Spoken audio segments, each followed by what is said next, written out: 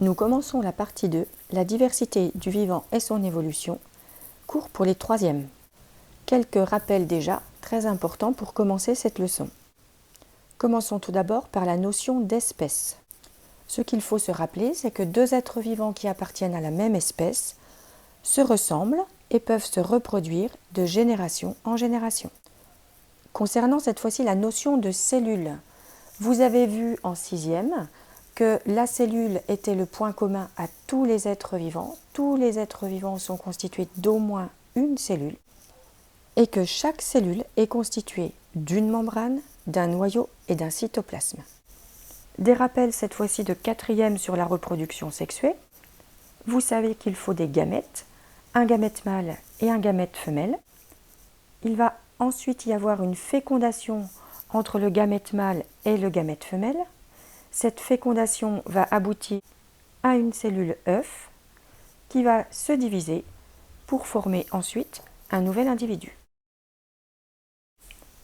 Commençons cette fois le chapitre 1 qui s'appelle « Diversité et stabilité génétique des êtres vivants ». En introduction, on écrit « Chez l'espèce humaine, comme chez toute espèce, il existe des ressemblances et des différences entre les individus, y compris à l'intérieur des familles ». Le problème auquel nous allons répondre dans ce chapitre, c'est comment expliquer sur quoi repose la diversité et la stabilité génétique des individus.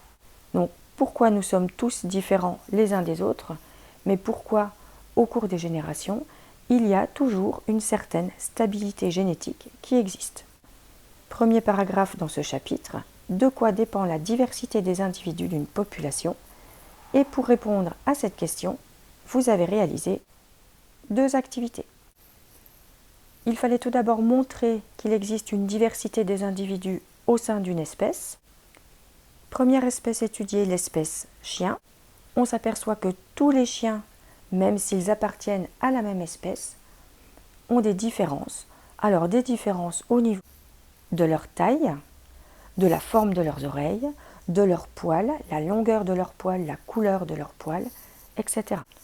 Deuxième espèce étudiée, l'espèce humaine. Si on regarde sur ces 4 photographies, on s'aperçoit que ces 4 individus, ces 4 jeunes sont tous différents les uns des autres. Ils ont par exemple des yeux différents, formes d'œil différentes. Ils peuvent avoir aussi des couleurs d'œil différentes. Ce jeune homme a des yeux bleus, alors que cette jeune fille a des yeux marrons. Ils ont des peaux de couleurs différentes. Mais on peut s'apercevoir aussi qu'ils ont des différences, par exemple au niveau des groupes sanguins. Groupe sanguin A pour ce jeune homme et groupe sanguin B pour cette jeune fille. L'ensemble des caractères d'un individu, eh bien, c'est ce qu'on appelle le phénotype. C'est le premier mot très important dans cette leçon. Le phénotype, c'est l'ensemble des caractères d'un individu. Dans l'activité 2, cette fois, nous avons étudié un arbre généalogique.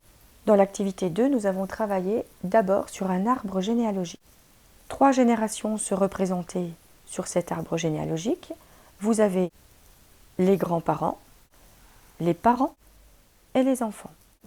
Sur cet arbre généalogique, on peut distinguer le phénotype de chaque membre de la famille et on s'aperçoit qu'il y a des caractères que l'on retrouve de génération en génération.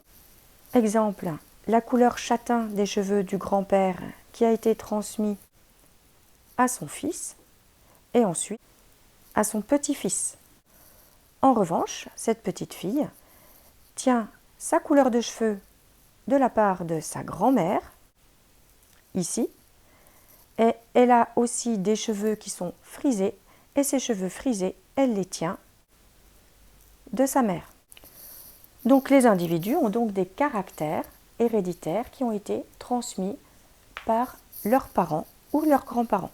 En revanche, on peut voir aussi que des caractères sont influencés par l'environnement, donc l'environnement familial par exemple, ou par le milieu de vie. Exemple, le teint hâlé lorsque l'on s'expose au soleil, donc on devient bronzé lorsqu'on s'expose au soleil. Et si on regarde le père et son fils, tous les deux sont pêcheurs amateurs, donc ils ont appris à pêcher.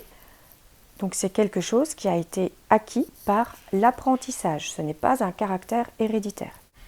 Avec l'illustration 4, on peut à nouveau voir que l'environnement peut avoir un effet sur le phénotype d'un individu. En effet, la couleur des hortensias peut être modifiée en fonction du sol dans lequel elle est plantée.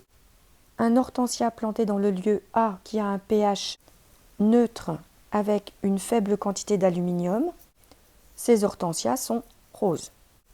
Le même pied déterré est replanté dans le lieu B dont le sol a un pH acide et qui contient beaucoup d'aluminium, alors à ce moment-là, vous voyez que les hortensias auront une autre couleur.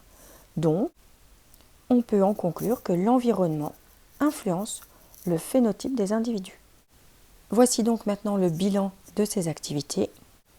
Les individus d'une population possèdent les caractères de leur espèce et des variations de certains caractères.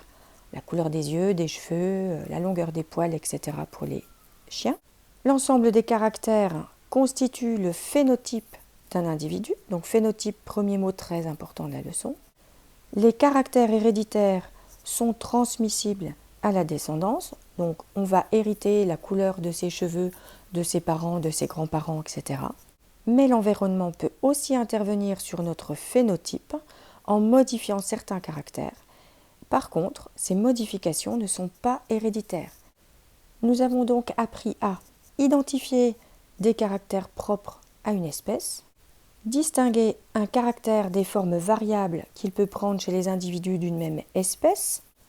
Exemple que l'on a vu aussi en classe, la forme de l'arête nasale, elle peut être longue ou alors elle peut être courte et retroussée.